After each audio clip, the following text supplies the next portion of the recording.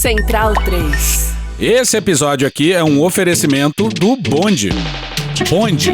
Aprender e mudar as coisas. Peraí, antes de começar a abertura, lembrando dos lançamentos do livro Juízo Final em algumas cidades do Nordeste. Salvador, dia 15, Aracaju, dia 17, Maceió, 19, Recife, 21, João Pessoa, 22 e Natal, 23. As informações estão nas nossas redes sociais e também no descritivo desse episódio aqui. Agora, bora pra abertura. Essa semana, uma investigação da Polícia Civil do Distrito Federal revelou um grupo que planejava pela internet atentados contra políticos e prédios públicos em Brasília. Nós vamos colapsar o sistema! Ah, não, de novo não! De novo não! Porra. Nas conversas monitoradas pelo Ministério da Justiça e Segurança Pública, eles falavam em fabricar explosivos e disseminavam discursos de ódio. Ameaça de bomba no aeroporto de Brasília. Confirmaram que era de fato um explosivo. Vocês deveriam listar os principais alvos para garantir o sucesso da revolução. Não é eu autorizo, não. É o que eu posso fazer pela minha pátria. Muito dificilmente, nossos inimigos estão concentrados em um único lugar para isso. As mensagens são de 2 grupos do aplicativo Telegram. A imagem de perfil de um deles, uma foto de Hitler. Profissionalmente, ele foi um grande estrategista. Explodir o edifício do debate onde os eleitos do segundo turno irão debater é uma via. Os homens não sabiam, mas eram monitorados pelas autoridades. A lei tem ouvidos. Eles faziam um convite a determinadas pessoas que eles consideravam que se enquadravam naquele perfil que eles desejavam. Se alguém tiver outros grupos de nazistas para me indicar, preciso recrutar. O nazismo era muito mais forte, né? A questão do nazismo sobressaía nesse grupo. O grupo maior tinha mais de 600 integrantes. Caralho! E quem se radicalizava era convidado para um grupo mais restrito, com 46. Nesse grupo, eles não trocavam apenas ideias, trocavam instruções. Para o ataque, eles estavam difundindo manuais de como construir explosivos, coquetéis Molotov, desenvolvimento de artefatos explosivos, né? E calculavam quantidades e custos. Teríamos mais do que 3 granadas por indivíduo. Produzir pólvora sai barato. Segundo o Ministério da Justiça, os administradores dos grupos tentavam identificar integrantes dispostos a matar. Eles não tinham ideologia. Como assim? Eles queriam uma revolução, eles não tinham um lado. Será mesmo? Não escolheram um lado. Será mesmo? Eles queriam a revolução. É tudo nosso! Eles queriam a abolição do Estado. Nós estamos tomando o poder de assalto, o poder que nos pertence! As conversas monitoradas revelam que o principal objetivo do grupo era invadir e explodir prédios públicos, em especial o Palácio do Planalto. O grupo neonazista planejava explodir o Palácio do Planalto com Lula dentro. Ou seja, com...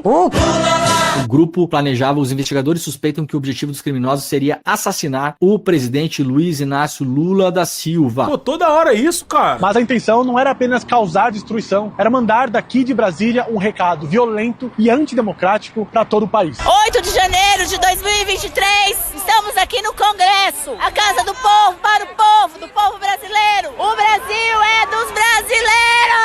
Eles tinham mapas dos ministérios, para a escolha dos ministérios, do Congresso Nacional, do Supremo Tribunal Federal. Não achem que nós estamos blefando, não. Nós vamos fechar entre 8 e 10 refinarias nas principais cidades, acabou. A esquerda vem pra cima, venham. É isso que nós estamos querendo. Nós estamos doidos pro MST barrar os ônibus, fechar as estradas. Nós estamos doidos pra polícia vir pra cima e dar borrachada em nós. Venham, façam isso. Medo e delírio em Brasília.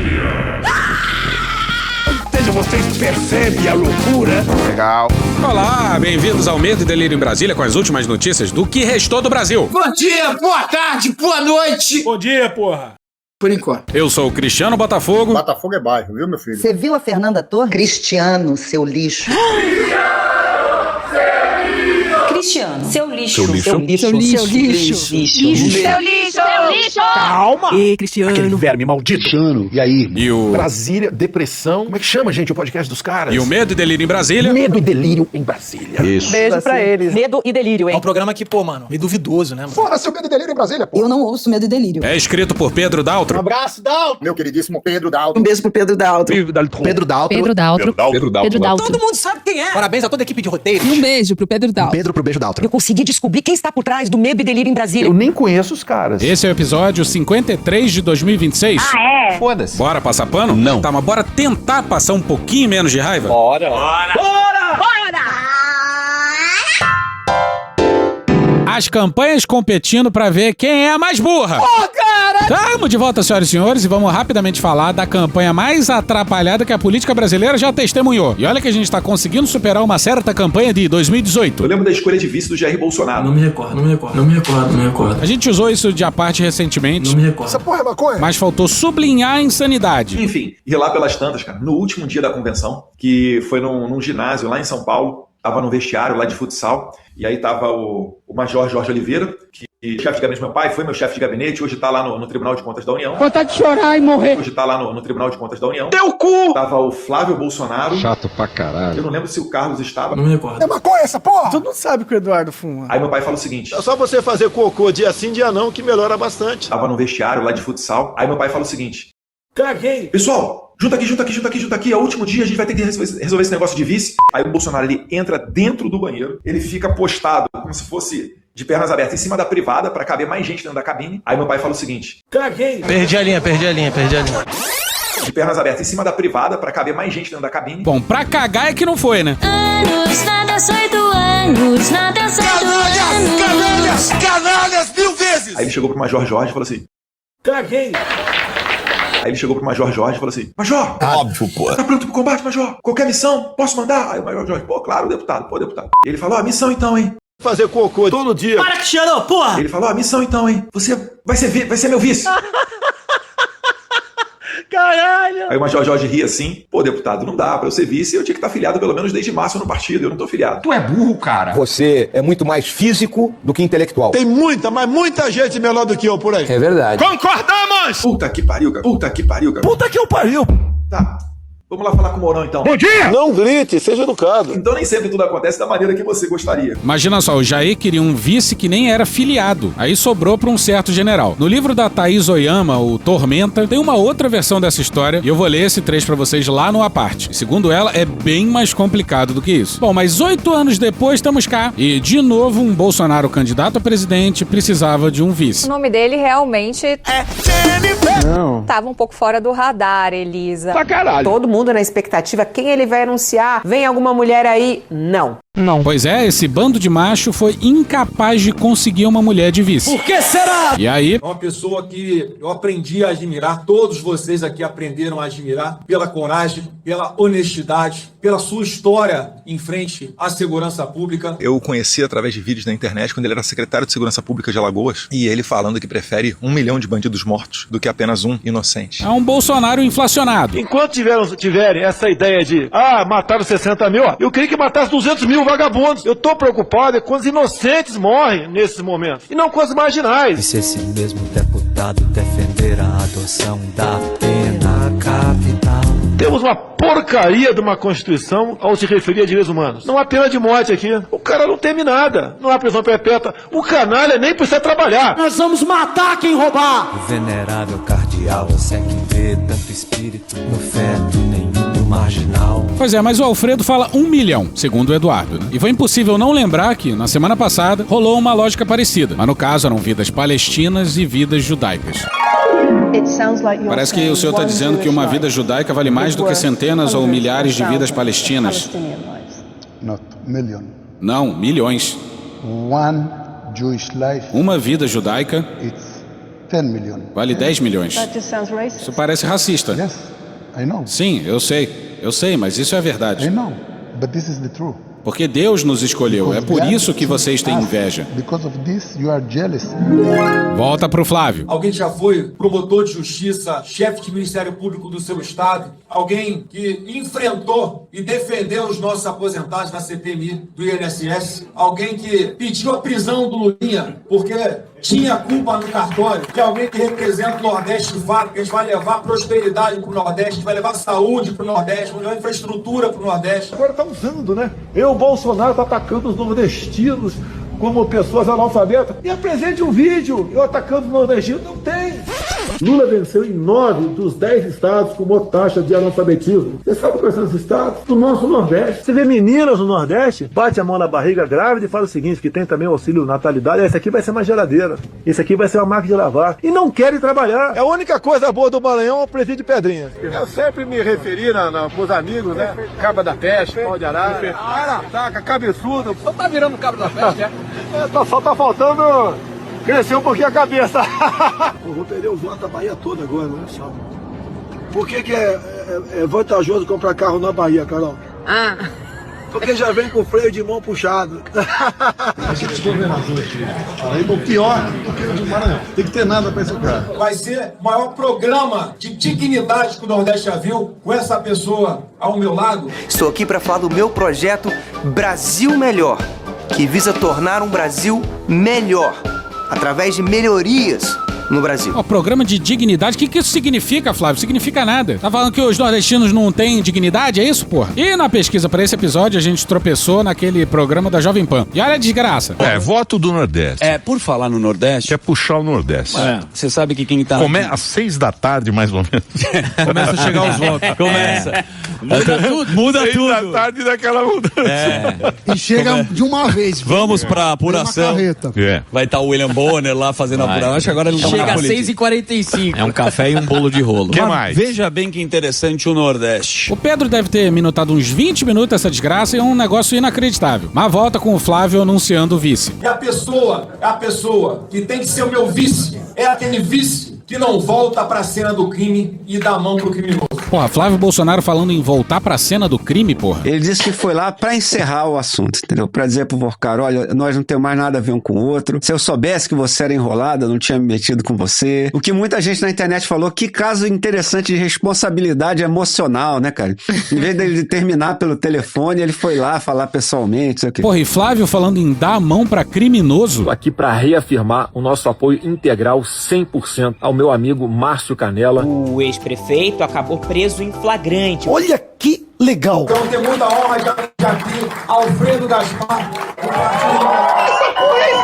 É um esquete. Alfredo, como ele pode ver TV aberta, eu acho que ele vai conseguir em algum momento ouvir o que você está falando aqui. Presidente Bolsonaro, o senhor reacendeu em todos nós brasileiros o sentimento de honra e esperança. Jair Bolsonaro do PSL ironiza trabalho de reconstrução do Museu Nacional. Diz que tem Messias no nome, mas não faz milagre e afirma, já está feito, já pegou fogo. Quer que faça o quê? Qual o principal feito do seu governo? Há pouco tempo você não via as cores verde e amarela por aí. Obrigado por esse momento.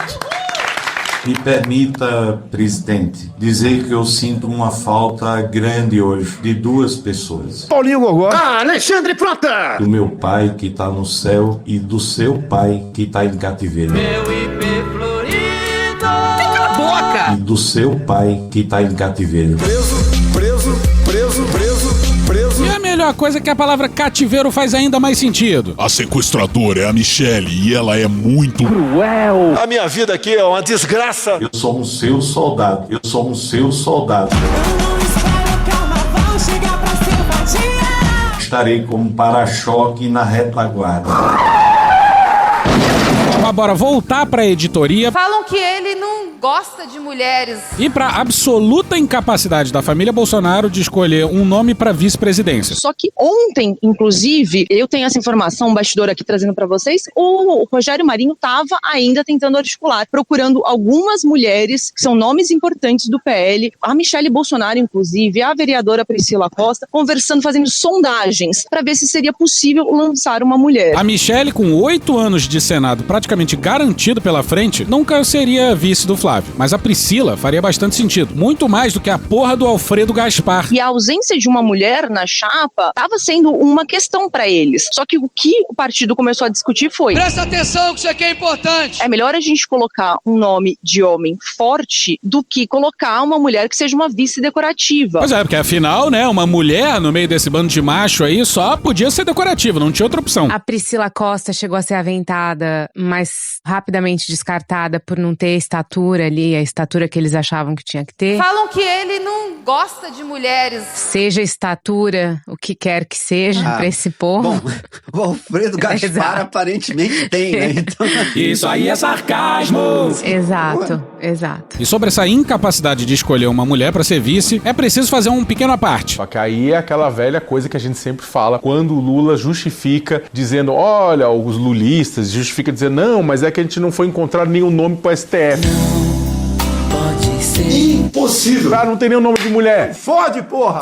Tem nome de mulher negra por aí, que é competente e capaz. Não fode. Claro que tem, a questão do pessoal não quer. É óbvio. Uma carta aberta de organizações ligadas a mais diversidade e representatividade no judiciário, listando ao menos 7 mulheres que estariam em condições de assumir a vaga. Seriam as ministras Edilene Lobo, do Tribunal Superior Eleitoral, Mônica de Mello, da Defensoria Pública, Sheila de Carvalho, que está na Secretaria Nacional de Acesso à Justiça, Vera Lúcia Araújo, ministra substituta do Tribunal Superior Eleitoral, Daniela Teixeira, ministra do STJ, Superior Tribunal de Justiça, Dora Cavalcante, que é uma advogada integrante do Conselho de Desenvolvimento Econômico e Social, e Maria Elizabeth Rocha, a primeira mulher a presidir o Superior Tribunal Militar. Claro que tem, a questão do pessoal não quer. Exatamente. É a mesma coisa com relação a isso. Vai dizer que não tem nenhuma mulher nordestina, dura na queda, o pessoal que vai bater e vai pra linha de frente de uma campanha. Claro que tem dentro do PL, claro que tem dentro da direita. Mas, opções são opções. A quinta deu uma fraquejada, veio uma mulher. Pois é, não é só a família Bolsonaro que tem problema com mulheres, né? No caso dos Bolsonaro é crônico e não tem nenhuma tentativa de se desconstruir, de mostrar vergonha de uma sociedade patriarcal. Mas o Lula também deveria constranger a gente um pouquinho, né? Mas voltando, o Rogério Marinho tava louco pra ser vice, seria ele o nome. Mas adivinha? Então o Rogério Marinho era o cara ali, né? Só que aí veio o nosso governo paralelo de Washington, composto pelo Eduardo Bolsonaro e pelo Paulo Figueiredo. Tarifa, Eduardo Bolsonaro, tarifa, Paulo Figueiredo. Olha só. E foram terminantemente contra o Rogério Marinho. Quando surge o nome do Rogério Marinho, o Eduardo, lá de Washington, fala... I'm a little bit nervous. Não. E qual que é o argumento? Cara, eu nunca gostei dele. Eles veem o Rogério Marinho como um centrão. Você tá falando sério? Ah, o Centrão. Eu sou do Centrão. Eu sempre fui do Centrão. Votaram num cara do Centrão. Não como um bolsonarista raiz. Então, o que eles jogaram com o Flávio? Eles falaram assim, olha, se você ganhar, esse cara é o centrão. Sabe o que eles vão fazer? Teu impeachment. Caralho, depois ouçam a parte lá com o texto da Thaís Oyama no Tormenta. Ele vai assumir e o centrão governa o Brasil, entendeu? A gente vai ser só veículo pra eles ganharem, porque voto eles não têm. Pois é, eles sempre tiveram essa paranoia. Aí agora que nenhum partido, nem do centrão, colou com eles, aí fodeu. Bom, a gente já falou da incompetência. Agora bora pra parte da estratégia. E obviamente que isso não tem nada a ver com a família Bolsonaro. Bora pra uma pesquisa recente sobre o Senado em Alagoas. Alfredo Gaspar tava com 40,4% na última pesquisa. Você não tá me mostrando pra sair? Arthur Lira, 39,8%. Abraço! E Renan... O Renan na comissão. Com 36,4%. Pois é, realmente Arthur Lira é chato. Porque ele viu a família Bolsonaro batendo cabeça, incapaz de escolher um vice e mirou na presidência do Senado. No, God, please, no! Ele tinha muitos adversários dentro da direita. Então, a esquerda, por mais estranho que possa parecer, a esquerda é do Renan em Alagoas, né? A gente tá em Esse 2000. mundo tá complicado. A esquerda é o Renan Calheiros em Alagoas. Olha que ponto chegamos no Brasil aqui. E na direita, teria o Alfredo Gaspar, o Arthur Lira. Só gente boa. E quando sai o Alfredo Gaspar da disputa pro Senado e se junta à chapa do Flávio, o Arthur Lira perde o principal concorrente dele dentro da direita pra vaga ao Senado. E digamos que o Alfredo era uma grande ameaça pro Lira, que provavelmente a esquerda faria um voto útil no Renan. E aí podia entrar Alfredo e Renan. Em 2022, ele foi eleito deputado federal pela primeira vez, com 102 mil votos, o segundo mais votado no estado, atrás apenas de Arthur Lira. Pra sorte do Lira, esse tal de Alfredo presidiu a CPI do INSS, com a roubalheira toda do careca do INSS lá. O roubar aposentado é foda, né? Mas calma que sobre isso a gente vai falar um pouquinho mais pra frente. O currículo do Alfredo tem algumas surpresas. A mais leve é uma denúncia de desvio numa emenda Pix de 6 milhões. Aquele tipo de emenda que o dinheiro vai, sabe-se lá pra onde. Quer dizer, mais ou menos, né? Porque o Glauber Braga descobriu. Deputado Alfredo Gaspar, PL de Alagoas, anunciado como candidato a vice-presidente na chapa de Flávio Bolsonaro. Município de São José da Laje indicou 6 milhões de emenda, o Alfredo Gaspar, das chamadas emendas PIX, na prática, nesse caso, um orçamento secreto, para essa cidade. O Tribunal de Contas da União veio, fez uma verificação e disse: olha, aqui tem muito absurdo. Ausência de rastreabilidade, passando de uma conta para outra o dinheiro, tudo levando a muita suspeita em relação a essa grana. Alfredo Gaspar vem a público e diz: não tenho nada a ver com isso. Quem tem que dar conta disso é a prefeitura. Não tem nada a ver com isso, Alfredo Gaspar. Olha o que nós pesquisamos. Dá uma olhada aqui, ó. A gente entra na página do Alfredo Gaspar, na Câmara dos Deputados. Dados que são públicos, tá, gente? Alfredo Gaspar. Se você vai aqui, pessoal de gabinete do deputado, ainda nesse exercício de mandato, tá aqui o nome de Raviena Graziele Valença Caldeira de Araújo. Sabe quem é Ravena? Ravena disse que não serve pra ser babá. Sabe quem é Ravena? Não sei. A vice-prefeita do município de São José da Laje. De forma discreta. Quer dizer que você não tinha nada a ver com isso, né, Seu filho da puta. né, Alfredo Gaspar? Só que a vice-prefeita teve nomeada no seu gabinete antes de assumir o cargo. Mas não parou por aí, não. Calma, que piora. Continua. Quando a gente vem aqui e pesquisa quem entrou no lugar da Ravena, sabe quem foi? Paulo Henrique Caldeira e Silva, que tá nomeado no gabinete do deputado. Ele disse que não tinha nada a ver com isso. Mentiroso sem vergonha, vai pro inferno. Sabe quem é o Paulo Henrique Caldeira e Silva? O marido, companheiro da vice-prefeita. Que babado. Tá no gabinete do Alfredo Gaspar. Estrategicamente discreta. Que papelão, deputado. Pensou que a gente não encontraria isso? Pensou que as pessoas não ficariam sabendo disso? Que vergonha, deputado. Entendeu? Emenda Pix sem fiscalização nenhuma para uma prefeitura que o Alfredo conhece bem demais. Empregou a vice-prefeita e o marido dela. Mas convenhamos, né, que denúncia de corrupção pra campanha do Flávio é só mais um dia útil da semana, né? Olha, quem deve explicações é o Lula, né? E o PT, hein? Eu não devo explicação nenhuma. Porra. Mas antes da gente ir pra parte pesada, vamos com o bonde. O Flávio Bolsonaro escolheu para vice o cara que foi relator da CPMI do INSS. Resolveu montar a campanha toda em cima do discurso "Eu vim para combater a corrupção". E o mais curioso é que isso não parece incomodar quem vota nele. Pelo contrário. É o contrário. Escuta só a Alessandra Orofino. Se você é alguém que realmente acredita no bolsonarismo, é muito provável que você viva numa realidade algoritmicamente curada pra você, em que todo mundo à sua volta parece acreditar também. Então é evidente que a sua expectativa seria de que o Bolsonaro teria 80% do voto. E aí quando ele perde, isso é percebido como uma fraude, porque aquilo não condiz com a realidade do mundo em que você vive. Então essa falta de campo informacional comum aos diferentes campos políticos, ela torna a própria democracia e a alternância de poder muito mais difícil. Ela aumenta a probabilidade de você ter golpes. Ou seja, não é que a base dele não vê a contradição. É que ela vive numa bolha onde essa contradição nem chega. E quem lucra com isso não é nem o Flávio. É a própria plataforma que mantém cada um no seu quadradinho, sem nunca cruzar com um fato incômodo. Se você quer entender como esse jogo é montado, o curso completo da Alessandra Orofino, A Política das Redes, já está disponível no Bonde. Quem assina o Bonde, além dos cursos completos da Alessandra, do Ailton Krenak, etc., também entra numa comunidade e participa de encontros ao vivo. Essa semana, por exemplo, rolou um encontro incrível com o Bruno Torturra. Na semana que vem tem a Midian Noelle. E adivinha quem vai chegar junto na semana seguinte? A própria Alessandra ao vivaço. E quem é ouvinte desse podcast aqui tem desconto exclusivo com o cupom MEDO10. O link para entrar para esse bonde tá aqui na descrição desse episódio, hein? E aí, vamos de bonde? Bonde. Aprender e mudar as coisas.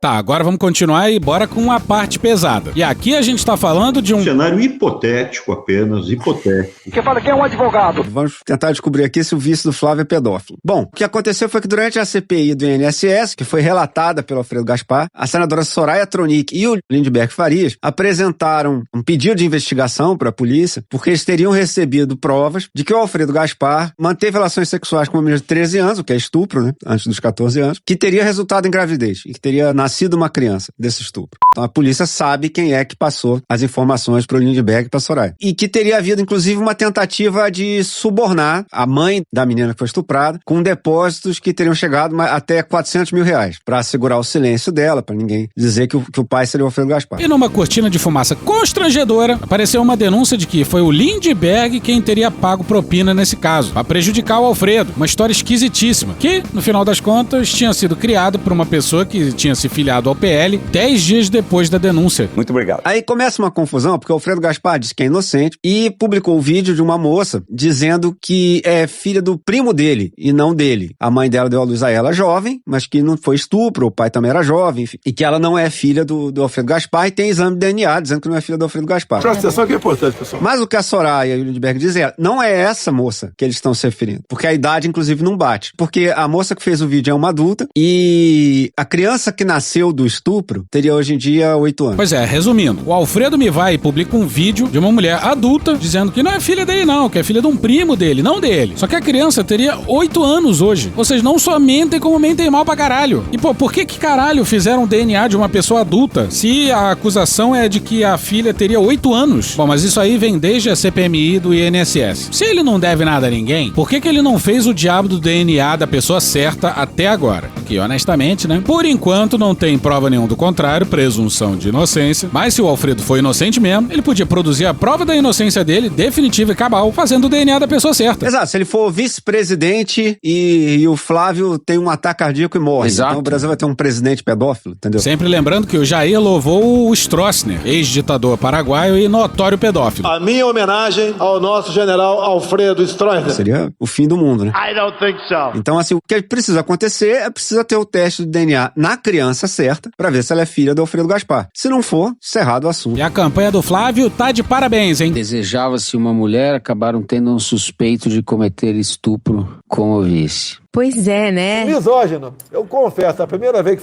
gritaram misógino pra mim, eu não sabia. É muito louco, né? Pra caralho. Parabéns, né? Pois é, como a gente falou, esse episódio aqui é uma competição pra ver qual campanha presidencial é a mais problemática. A do Flávio tá caprichando, mas a do PT tá dando motivo também. As investigações que envolvem o filho do presidente Lula ganharam um novo desdobramento nesta quarta-feira. Uma reportagem do jornal O Globo revelou bastidores da relação entre o ex-chefe de gabinete de Lula, Marco Aurélio Santana Ribeiro, conhecido como Marcola, e a empresária Roberta Luxinger, que também é investigada nesse caso. E volta pro Celso Rocha de Barros, Celso Rocha de Barros. A propósito, todos concordam que ele devia ter trocado seu apelido já, certo? Visto que ele, no momento, tem o apelido do chefe do PCC. Acho que é o apelido desde sempre. Mas tinha que trocar, né, gente? Lamento, entendeu? Se seu apelido for Beira-Mar, você tem que trocar, cara. Pois é, bicho. Se você é goleiro e se chama Bruno, talvez, né? Ou troca de nome, ou abandona o futebol, ou muda de posição. Mas o que importa é que o tal do Marcola, não, o chefe do PCC, era chefe de gabinete. Complicado. O que é complicado? Tudo isso aí, né? O Marcola é uma peça central no governo Lula. A gente não está falando de qualquer auxiliar do presidente da República. A gente está falando do auxiliar que digitava o celular pro presidente Lula. Trabalhou os últimos 7 anos com ele e foi o chefe de gabinete. A menção ao telefone aí é de que o Lula não usa o celular. Não tem WhatsApp, não digita no celular, nada disso. Quem controla o telefone do presidente é o Marcola. Segundo a publicação, a aproximação entre os dois começou durante o período em que Lula esteve preso em Curitiba, entre 2018 e 2019. Marcola era um dos principais auxiliares do petista e teria sido apresentado à empresária por Fábio Luiz Lula da Silva, o Lulinha, e pela esposa dele, Renata. Pois é, apresentado pelo Lulinha. Pô, cara,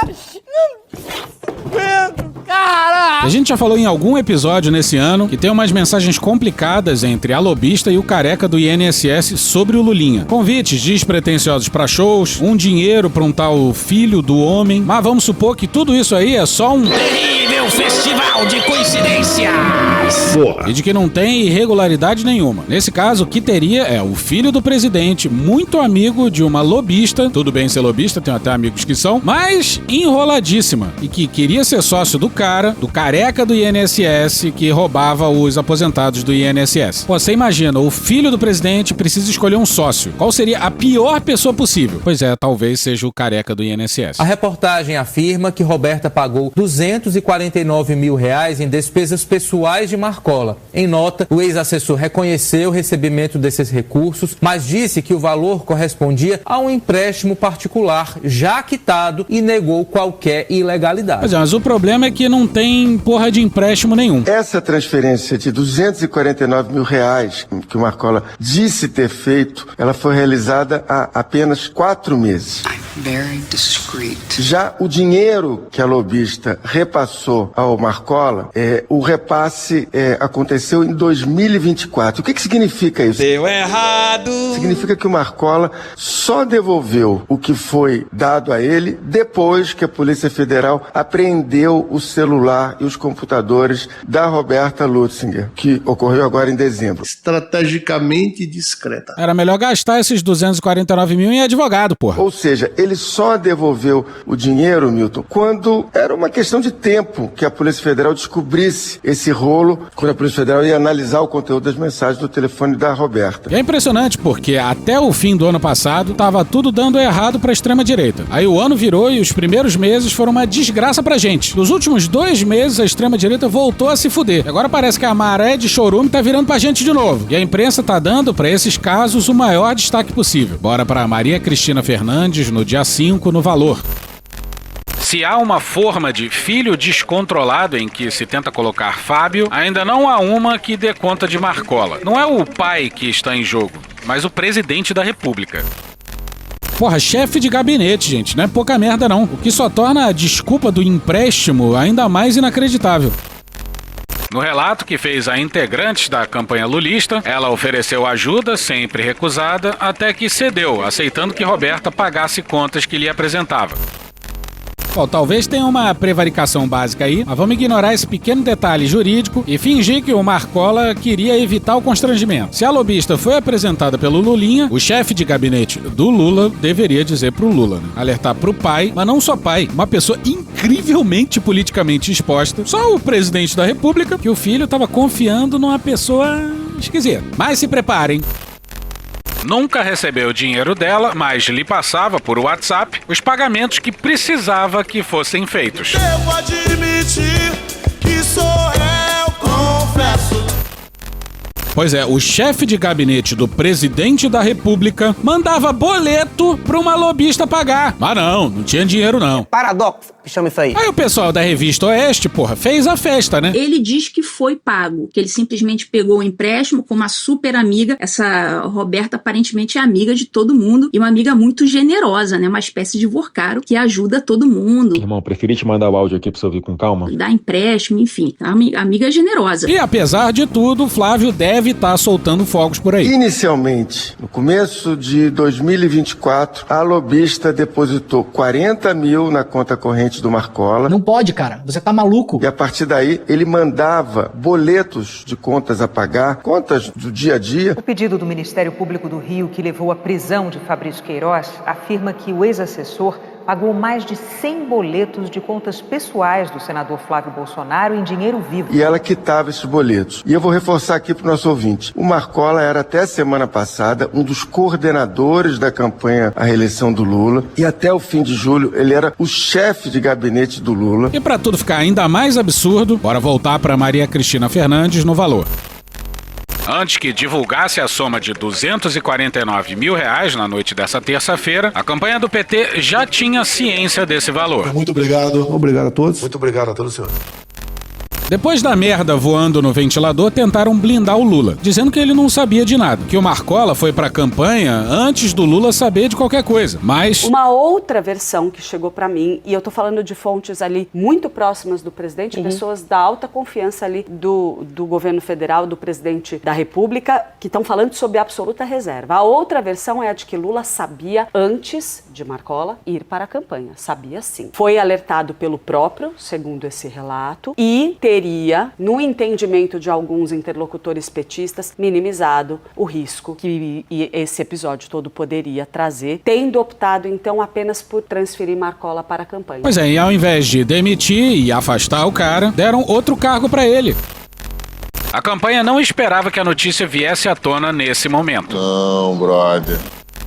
Ó, na moral, é tudo tão bizarro que parece a campanha do Flávio. Durante a reunião com representantes do PSOL e da Rede, o presidente fez a seguinte pergunta: quem nunca pegou um empréstimo? Pô, é sério isso, cara? O problema não é o empréstimo, o problema é de quem você pegou o empréstimo. Pô, e dava pra lidar com essa desgraça de forma minimamente racional, planejada. Mas nada faz sentido. Pô, e essa frase do Lula é pra fazer a festa da extrema-direita, pô. Não pode, cara. Você tá maluco. Você tá maluco. Volta pra Maria Cristina Fernandes no Valor.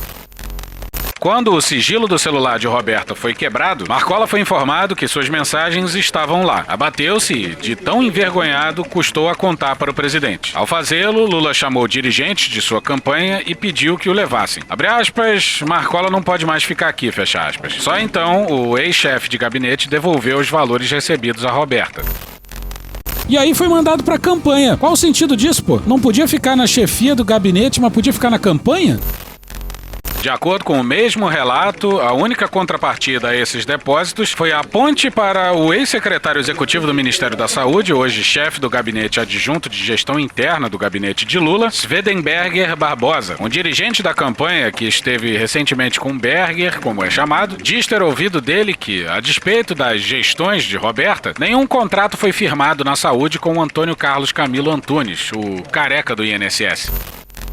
O estrago já foi feito, né, na imagem ali do governo, porque é muito ruim. Mesmo que tenha sido o governo, inclusive o presidente Lula, confia nessa versão de Marcola, de que foi apenas um empréstimo. Não apenas um empréstimo, né? Foi um empréstimo que ele pegou com uma lobista. Ah, mas era amiga. Bom, não adianta. É uma lobista. O chefe de gabinete pegar empréstimo com uma lobista acaba fazendo com que ele tenha que retribuir esse gesto, né?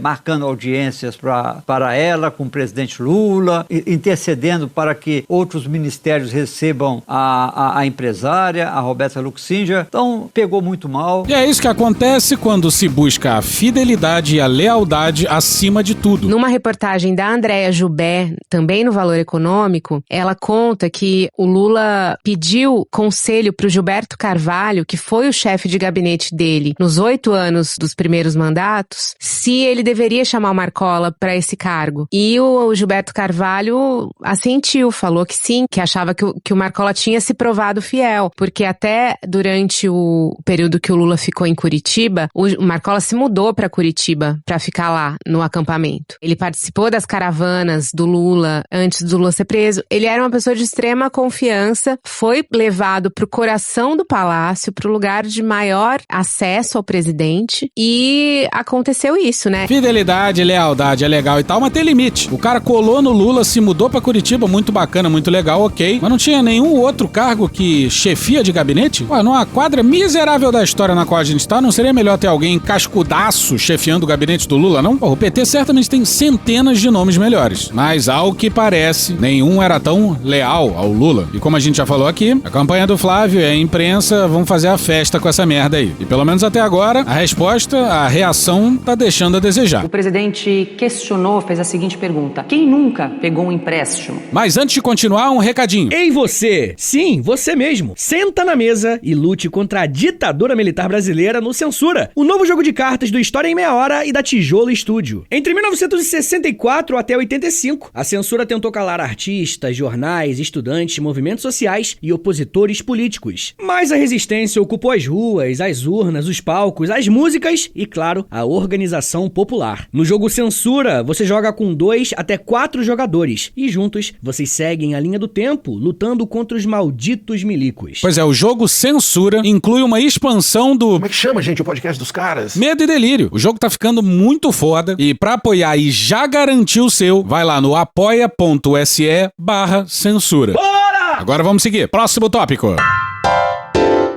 Medo, Delírio e Pânico. Bom, no tópico anterior a gente usou um trechinho do Pânico inacreditável sobre o Nordeste. E o vídeo de 14 minutos em questão é um bom retrato da retórica da extrema-direita. E é assustador porque esse programa é ouvido para um caralho. Tem mais audiência que a Globo News. Você sabe quantas pessoas estão usando Bolsonaro na cédula? Mentira, nessa eleição no Brasil? Já saiu já? Quantas? 17 pessoas. Caramba. 17. E aparentemente 17 não é um número relevante. Procura aí pelo candidato Alessandro Bolsonaro. O cara parece um Bolsonaro que sofreu um ataque de abelha. E agora os Estados Unidos anunciaram uma revogação de um visto da embaixadora brasileira, que é a Maria Luísa Viotti. O que aconteceu? Foi uma resposta, Samidana. Por quê? O governo demorou para autorizar a indicação do novo embaixador, né, americano no país. Seu zoreiudo! Quem é o novo embaixador? Quem é? Paulinho Gogó. O governo não deu a resposta. E a gente está aguardando essa resposta. No mundo das relações exteriores, primeiro o país que está indicando o embaixador pergunta para o outro país que vai receber esse embaixador se ele aceita o nome. Só aí ele é oficialmente indicado mesmo. Obviamente o Trump não fez isso, ignorou Itamaraty e foi logo anunciando o nome e foda-se. When you're a star, they let you do it. You can do anything. Não pode. Não pode. Claro que não pode. O Itamaraty obviamente não se dobrou e agora os Estados Unidos tiraram o visto da embaixadora. Negócio inacreditável. Tem até expulsões de diplomatas, mas tirar o visto enquanto tá trabalhando diplomaticamente realmente é surreal. Mas pro pânico é culpa do PT. O que eles falam que os Estados Unidos é? Intervencionista. Tá certíssimo. Isso. Ele vai influenciar a eleição aqui. Exatamente isso. Vai arrebentar a nossa... Nós não tivemos lá, o próprio ministro Supremo não pediu lá pro Biden. Porra, vai tomar no cu, porra! Lembra que ele pediu pro Biden? É isso aí. Pra que olhasse a eleição aqui. Isso. Bate a merda, cara. Porra, puta que pariu. Isso é tudo conversa de eleição. É palanque, né? Tudo é palanque. Eles estão comparando com a reunião dos embaixadores do Fachin, só pode ser isso. E pra eles, o que o Trump faz é a mesma coisa que o governo Biden fez. E tudo que o governo Biden fez foi avisar publicamente que eles não iam apoiar qualquer golpe na América Latina. E olha só que fofo. Mas por que não abre pra oportunidade pros Estados Unidos olhar, né? Pra gente ver e fazer a tal da democracia que a gente busca tanto no país. Que lindo, cara! A gente já explicou por que em algum episódio recente aqui. Tem mais audiência que a Globo News. Tem muita gente assistindo isso. E tem uma audiência jovem. Jovem, tem que acabar. E o governo de esquerda adora usar rótulos e nomes bonitos e falar soberania brasileira. Não é soberania. É pra gente ter a tal, né, da democracia nestas eleições que a gente busca muito. Mas isso aí tudo é palanque. É palanque, lógico, é discurso. É palanque. Eles falam isso sugerindo que não tem risco à soberania brasileira. Eles acham que os americanos que o Trump tinha apontado vão só vir aqui verificar se tá tudo certo. E se tiver tudo certo, tudo bem. Enquanto isso, a chancelaria americana posta um vídeo basicamente dizendo que soberania de cu é rola, que vai ter intervenção mesmo, que a doutrina Monroe tá valendo agora, que o domínio regional é dos Estados Unidos. O vídeo é chocante, gente, mas vai ficar para um próximo episódio. Mas vamos lá, vamos falar um pouco sobre o Brasil, que a diplomacia vai muito mal aqui. A gente viu, né? Primeiro aconteceu na Argentina com o embate com o Milei, e aí começando com essa história, o Itamaraty rebaixou a relação diplomática com a Argentina, já vou chegar nos Estados Unidos também. E dispensou o embaixador. Segundo a informação, o governo do Lula decidiu dispensar o embaixador da Argentina no Brasil, que é o Guillermo Daniel. Bora pra Luciana Tadeu na CNN no dia 11. Segundo o levantamento divulgado nesta segunda-feira, dia 10, 70,5% dos argentinos desaprovam os ataques de Milei a Lula. 20% aprovam e 9,5% responderam não saber. Pois é, nem os argentinos estão defendendo o Milei. Agora, o ponto é que eu recordo muito, né, das nossas emissoras de televisão que falavam o seguinte: cadê o Lula Mandela? Cadê? Porque o Lula, ele tinha um posicionamento, o Lula 2, falam Lula 1, Lula 2, que era o cara que o Obama gostava, que todo mundo queria sentar com ele, que era o diplomata. É isso aí. Que mas o Brasil era pera lá. Que, na verdade, eles vendiam isso, né? Vendiam que o Obama gostava. Não é diferente. Nunca soube se o Obama falou de fato isso. Caralho, gente, que distopia é essa? Tem vídeo do negócio? Esse vídeo passou em tudo quanto é lugar. Esse aqui é o cara, eu adoro esse cara. Político mais popular da Terra.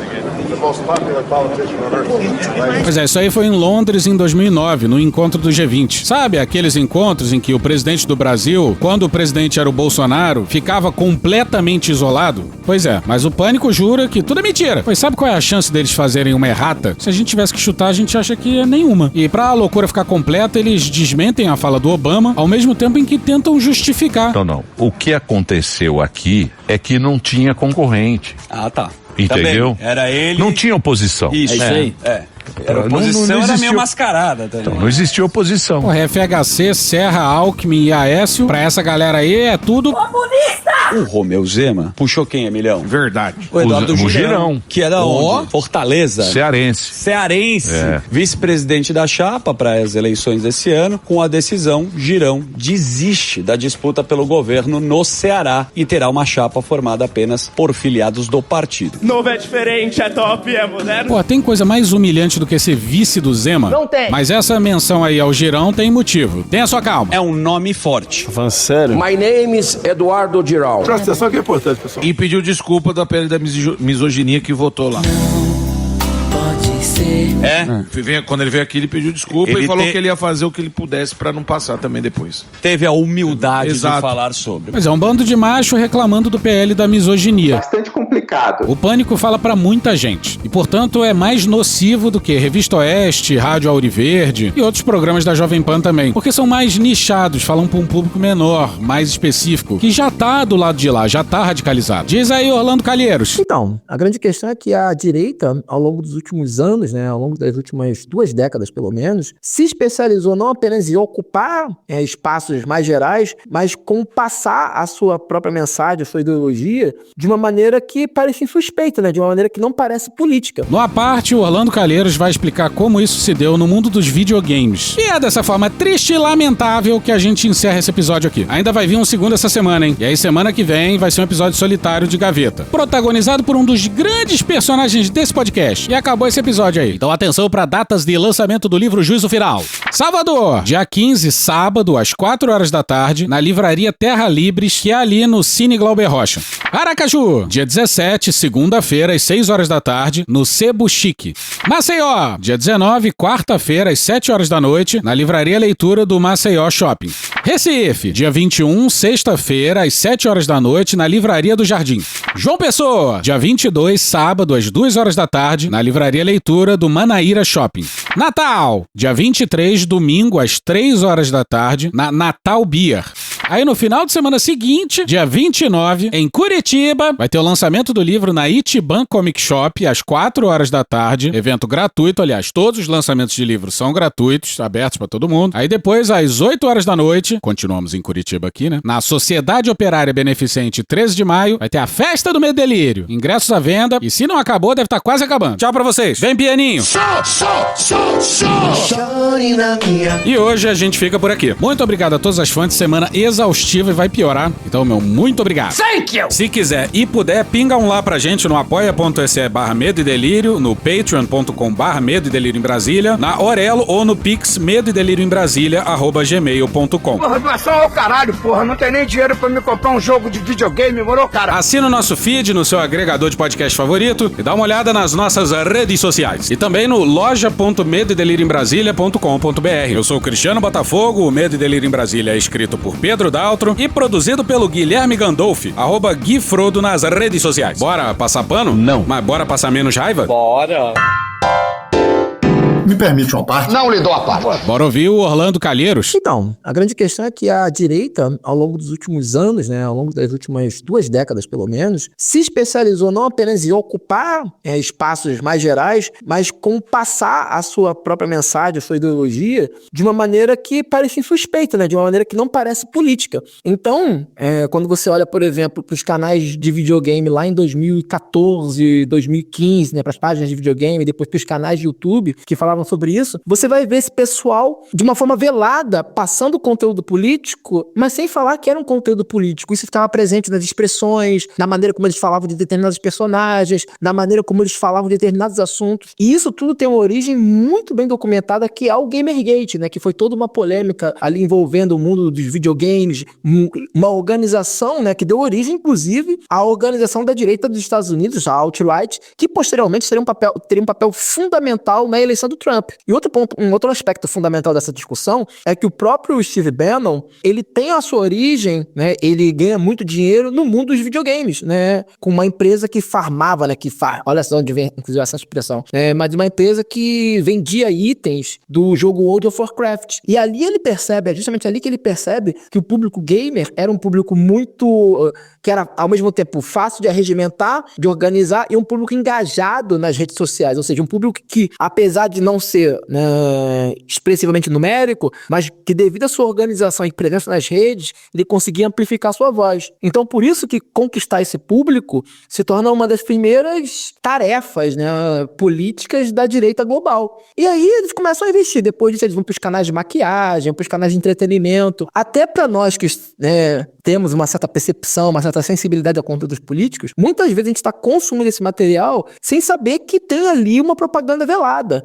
Porque eles não estão falando, agora vamos falar aqui do Bolsonaro, do Trump. Não. É a maneira como se mobiliza, é a maneira como eles passam o seu vocabulário, é sobre os assuntos que eles escolhem falar, sobre os assuntos que eles não falam, a maneira, né, como eles falam, a maneira como eles estão sempre arregimentando o seu público, falando, por exemplo, sobre a pressão, né, da mídia woke para que seus jogos sejam feitos de uma forma, sabe? E ao mesmo tempo surfando numa certa insatisfação geral da população. Acabou? Não.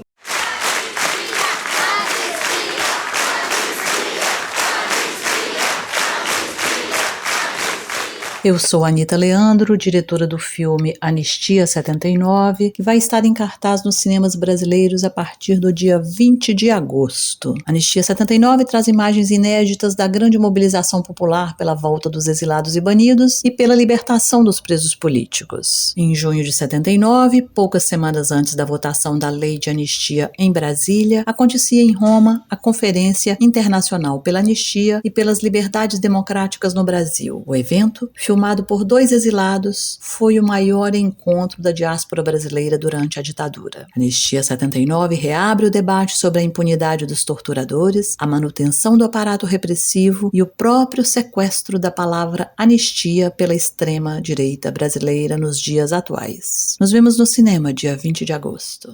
Acabou? Não. Muito bem, vamos falar sobre o visto de imigrante com habilidades extraordinárias nos Estados Unidos. É um visto para profissionais de altas habilidades e essas habilidades elas são comprovadas com a pessoa mostrando que ela cumpre pelo menos 3 requisitos de uma lista lá. O que são esses pré-requisitos? Ter dado treinamento para outros profissionais na sua área, ter recebido premiações na sua área, ter sido reconhecido por outros profissionais na sua área, ter mudado o jeito que a sua área trabalha de maneira significativa por ter inventado um método novo, um produto novo, comprovação de sucesso comercial, ou seja, comprovação também de salário alto. Todas essas coisas funcionam para quem quer comprovar que tem habilidades extraordinárias e quer fazer uma imigração para os Estados Unidos. Os Estados Unidos, então, avalia esses itens, o sistema de imigração avalia esses itens e concede ou não o visto para essa pessoa de habilidades extraordinárias. Tem também a exceção que, se você tiver um desse item, você não precisa cumprir os 3 lá daquela lista. Ou seja, um item que é tão poderoso que passa por cima de tudo. Por exemplo, uma premiação Nobel. Então, quem recebeu a premiação Nobel pode aplicar para esse visto, para ter o caso avaliado sem precisar cumprir os 3. Não estou dizendo que vai receber o visto, que esse nunca é garantido, mas não precisa cumprir todos os pré-requisitos. Basta um Nobel, basta uma medalha olímpica, bastam Oscars.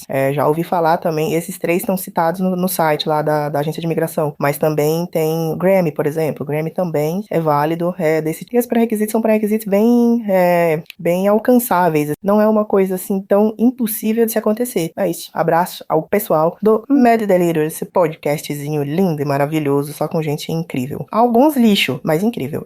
Acabou? Não. Oi, Pedro, é Cristiano. Mais uma vez, obrigada aí pelo espaço. Bem, ano passado eu mandei um áudio para vocês falando sobre o DPVAT, né? E hoje eu vou contar mais uma historinha para vocês, uma breve história. Em 2021, meu pai teve um câncer na coluna e ele fraturou uma vértebra da coluna, né? No ápice da pandemia. Ele precisou ficar 5 meses internado. Meu irmão ficou 5 meses internado com ele. Meu irmão teve que largar emprego. Na época eu não podia ficar porque meu emprego eu não tinha como ajudar, enfim. E ficaram muitos traumas, né? Meu irmão, acho que ele nunca se recuperou totalmente, psicologicamente, aí desse trauma. Pois bem, sexta-feira, agora dia 7, eu combinei com meu pai, eu moro em Minas, ele mora em Brasília, nós combinamos de passar o Dia dos Pais em Caldas, em Goiás. Ele pegou um ônibus às 7 horas da manhã em Taguatinga, para ir para Caldas, e no meio do caminho, ali perto de Lusiânia, uma carreta pegou o ônibus que ele estava de frente, e o ônibus tombou, né? Capotou no barranco da pista. Aí o que aconteceu? Meu pai novamente fraturou a coluna no mesmo lugar da cirurgia que ele fez em 2021.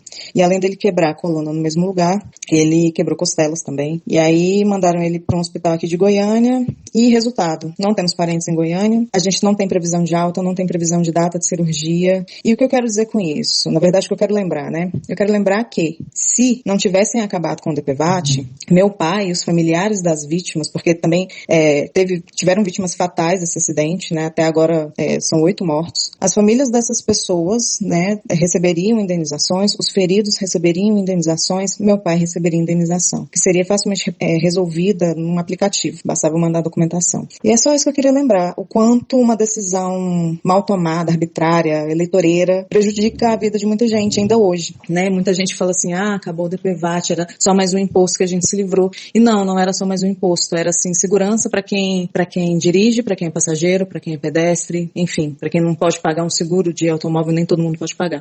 E por conta disso, eu não posso deixar de pôr a culpa disso no Bolsonaro, na família dele, em tudo que, na herança mal maldita que esse governo deixou e como o governo desse desgraçado até hoje está reverberando na vida das pessoas, né? 5 anos depois que essa praga não está mais no governo, uma decisão, embora o DPVAT tenha caído no governo atual, foi no governo anterior que isso foi articulado, né? E, enfim, não é só mais um imposto, era garantia às vezes de pagar uma hospedagem, como eu estou precisando tirar do meu bolso agora para tratar do meu pai aqui, era um dinheiro que ia ajudar a pagar um medicamento, a pagar uma fisioterapia. Então, assim, vamos pensar nesse ano eleitoral em quem que a gente vai votar. Extrema-direita no poder é atraso, é morte, é desastre, é tragédia. E é isso. Desculpem pelo desabafo.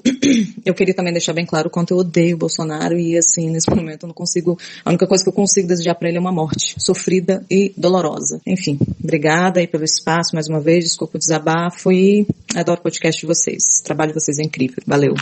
Acabou? Não. Como eu falei lá atrás, vou ler aqui um trecho do livro Tormenta, da Thaís Oyama, sobre a escolha do vice do Bolsonaro em 2018. O livro é de 2020, hein, gente? Então escutem pensando que vocês estão em 2020. O processo de escolha do general como vice de Bolsonaro ajuda a explicar a relação que se estabeleceria entre os dois depois do pleito eleitoral. Mourão foi a 5ª opção do candidato e recebeu o convite só no último dia de inscrição da chapa. O plano A do ex-capitão era o senador Magno Malta, da bancada evangélica do PR. Malta, depois de aceitar a missão, voltou atrás. No final de março de 2018, disse a Bolsonaro que ficaria muito honrado com um convite para compor a chapa com ele, mas abria mão do privilégio por julgar que poderia ser mais útil no Senado, como líder ou mesmo presidente da casa. O anúncio oficial de sua desistência foi feito apenas em julho. No círculo familiar e de amigos íntimos de Bolsonaro, a recusa caiu mal. Sugeria que o senador não estava convencido da vitória do ex-capitão. Ao final, porém, quem não se elegeu foi ele. Além de ficar sem mandato, também perdeu a chance de ganhar um cargo no governo. Havia sido cotado para assumir o que inicialmente se chamaria Ministério da Família e que ao final virou Ministério da Mulher, da Família e dos Direitos Humanos, assumido por sua ex-assessora Damares Alves. Pouco antes da eleição, Malta separou-se da mulher, a deputada federal e cantora gospel Lauriette, que o acusou de traição. Evangélica como a primeira-dama, a deputada contou com a solidariedade de Michele, que vetou o ingresso de Malta no governo. Ele próprio, ex-pastor evangélico. O plano B era o general Augusto Heleno. O militar foi convidado a ocupar a vaga no dia 2 de abril, no enterro do chefe de gabinete de Bolsonaro, o capitão do Exército Jorge Francisco, pai do atual ministro da Secretaria-Geral da Presidência, o Major Jorge Antônio Francisco. Segundo Heleno, Bolsonaro estava muito abalado com a morte por infarto de seu funcionário e amigo de 2 décadas, e chorou diversas vezes. Terminada a cerimônia, o então candidato à presidência pôs o braço sobre os ombros de Heleno e disse: "General, vou precisar do senhor, quero que seja meu vice." Heleno gostou da ideia. "Ah, é? Como é que eu faço? Não sou afiliado a partido nenhum." "Vai pro partido onde está o general Paulo Chagas, não vai pro PSL não." Bolsonaro havia rompido com o PSL do Distrito Federal porque a sigla havia se coligado com o MDB local. Assim, pediu a Heleno que fosse para o PRP, o partido pelo qual o general Paulo Chagas, seu amigo, concorria ao governo do DF. A ficha de filiação do general ao PRP seguiu para a Justiça Eleitoral nas últimas horas do último dia do prazo legal, 7 de abril. 10 dias depois, o general Chagas o convidou para um jantar no Hotel Windsor, em Brasília, com o presidente do partido, Ovasco Rezende. Abre aspas, "eu achava que era um jantar de comemoração", fecha aspas, diz Heleno. Além de Chagas e Rezende, estavam presentes Bia Kicis, depois eleita deputada pelo PSL, o presidente do PRP do DF, Adalberto Monteiro, e o coronel Meira, candidato a deputado federal pelo PRP de Pernambuco. O general Heleno conta como foi. Abre aspas, jantamos e nada. Quando chegou a sobremesa eu falei, vem cá, eu vim aqui achando que era para tratar da vice, ninguém falou nada sobre isso até agora. E aí? Nesse instante, o Ovasco Rezende disse que, infelizmente, o PRP tinha um acordo com seus diretórios estaduais, que garantia autonomia para cada um apoiar o candidato à presidência que desejasse. E, por esse motivo, o PRP não poderia fazer parte da chapa de Bolsonaro. Em outras palavras, o PRP não cederia a legenda para Heleno concorrer como vice. Como o prazo de filiação partidária havia terminado e o general não tinha mais tempo para procurar outra sigla, ele não podia participar da chapa presidencial. Abre aspas, fiquei com cara de vaca e fui embora, fecha aspas, conta Heleno. Em casa, telefonou para Bolsonaro. Abre aspas, melou. O doutor Ovasco disse que o PRP não vai investir na minha candidatura. Você tem que procurar outro vice, fecha aspas. Abre aspas, vou falar com o Bebiano para ele resolver isso daí, fecha aspas, respondeu o candidato. A pedido de Bolsonaro, Gustavo Bebiano e Julian Lemos viajaram no dia seguinte para São Paulo com a missão de convencer o Vasco a dar a legenda para Heleno sair como vice na chapa de Bolsonaro. Nada feito. Horas depois da chegada, Bebiano ligou para o ex-capitão. Abre aspas, o Vasco está irredutível, não quer conversa, fecha aspas. Tempos depois, o general Heleno diria a interlocutores que aquela havia sido a maior derrota da sua vida. Ele queria muito ser vice de Bolsonaro. Janaína Pascoal foi a terceira. Depois eleita pelo PSL a deputada estadual mais votada por São Paulo, a professora e advogada chegou a ficar a um passo de compor com Bolsonaro a chapa vitoriosa. E, ao contrário da versão divulgada à época, não foi ela sozinha quem decidiu pular fora do barco. Bebiano lhe apresentou o convite ao final da mesma viagem que fez a São Paulo para convencer o presidente do PRP a endossar o nome do general Heleno. Dado o fracasso da missão, ele telefonou a Bolsonaro perguntando se poderia investir na advogada. O ex-capitão se entusiasmou com a possibilidade de ter como vice a autora do pedido de impeachment da petista Dilma Rousseff. A quem lhe dizia que Pascoal tinha convicções fortes demais, o ex-capitão respondia: ela é o Jair de Saias. Bebiano conversou com a advogada e a convenceu a comparecer à Convenção Nacional do PSL, que aconteceria naquele final de semana no Rio, e onde, esperava-se, o partido anunciaria o segundo nome da chapa presidencial. No dia 22 de julho, Janaína Pascoal foi apresentada a Bolsonaro no Centro de Convenções Sul-América. Os dois conversaram por 30 minutos em meio à balbúrdia do evento e na presença de uma multidão de colaboradores.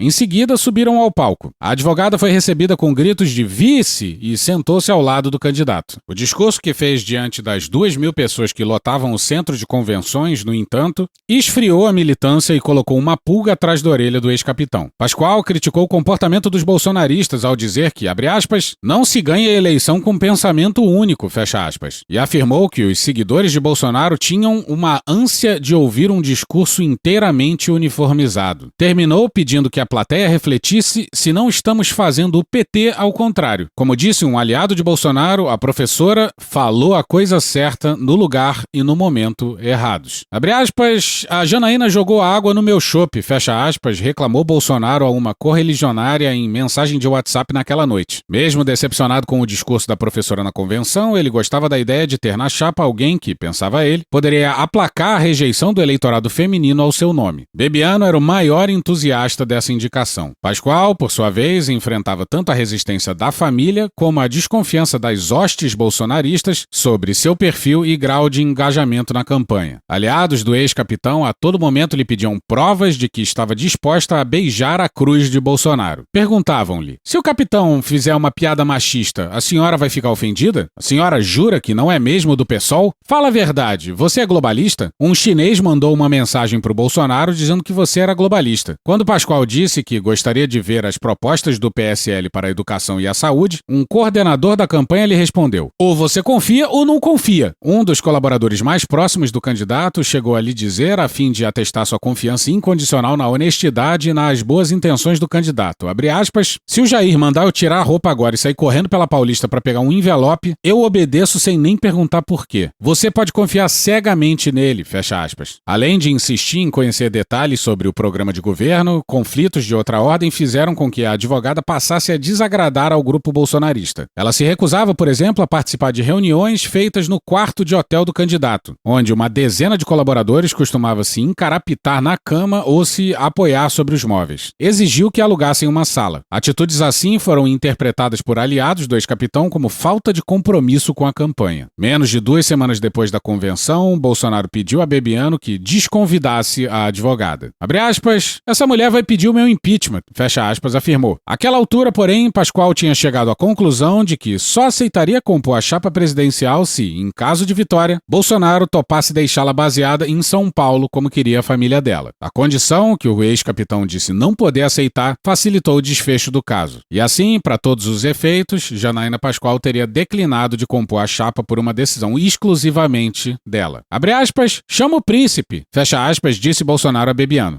Príncipe é o título fantasia do hoje deputado Luiz Felipe de Orleans e Bragança, que nunca esteve na linha direta de sucessão imperial. Orleans e Bragança, por ser olavista, tinha a simpatia de Carlos Bolsonaro. No mesmo dia 3 de agosto, em que o ex-capitão pediu a Bebiano que desconvidasse Pascoal, o candidato almoçou com Orleans e Bragança no restaurante Esplanada Grill de Ipanema. Carlos Bolsonaro e Julian Lemos também estavam à mesa. O almoço foi até tarde. Assim que terminou, o nome do príncipe foi enviado ao TSE como vice de Jair Bolsonaro na disputa ao Planalto. Mas, de novo, a chapa não sobreviveu mais de 24 horas. Às 4 horas da madrugada de sábado, Bolsonaro telefonou para Bebiano. Disse ter recebido de amigos da PF um dossiê com fotos mostrando que o descendente da antiga Casa Imperial Brasileira participava de surubas gay e integrava um grupo de lutadores de artes marciais que tinha por hábito espancar moradores de rua de madrugada. Em novembro, Orleans e Bragança confirmou ter tomado conhecimento da notícia de que Bolsonaro receberam um relatório contra ele e negou todo o seu conteúdo. Abre aspas, eu não sou gay e nem sei onde é que faz suruba gay, fecha aspas. Bolsonaro encerrou a conversa com Bebiano, informando que Orleans e Bragança não seria mais o candidato a vice. Abre aspas, vai ser o Mourão, fecha aspas. Mas, capitão, os papéis com o nome do príncipe já foram pro TSE,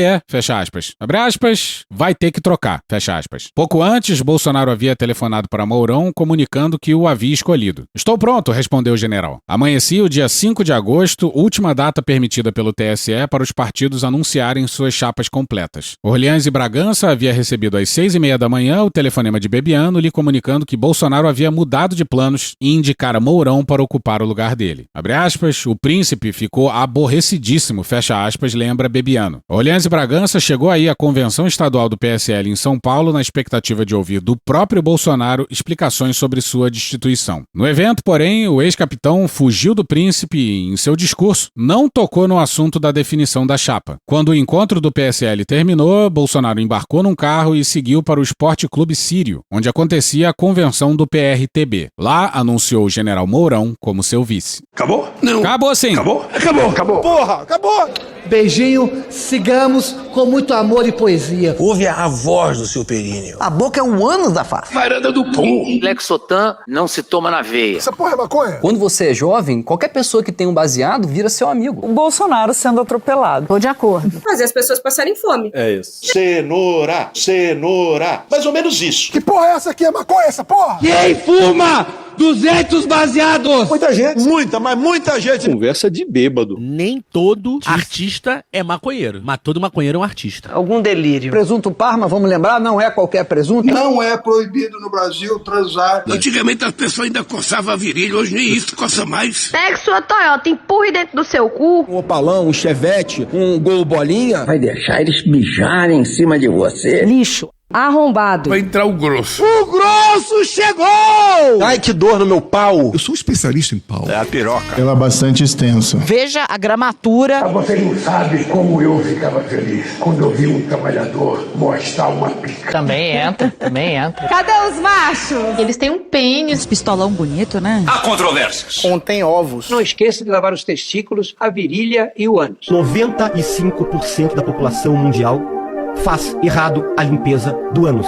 Ânus. Os galináceos têm pênis. Tem graça esse final? Não, né? Desculpa. Espera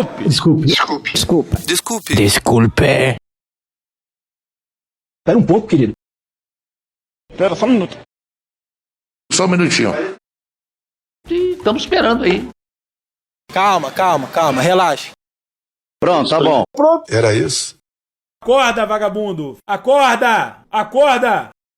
Obrigado, minha gente. Deus proteja a todos. Sejam felizes. Um abraço. Deus proteja a todos. E aí inflama a bunda.